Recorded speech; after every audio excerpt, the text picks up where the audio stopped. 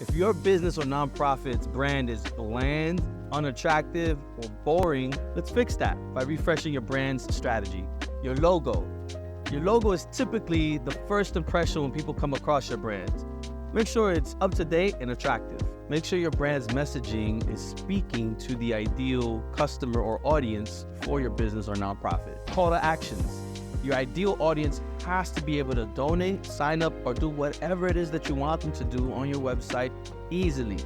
That's the key. It has to be easy.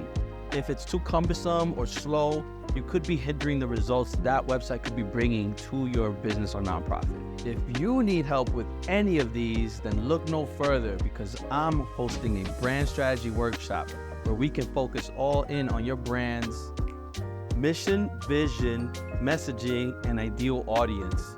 And we'll even come up with a roadmap so we can know how to execute your brand. Just click the link to sign up, and let's redo your brand the right way.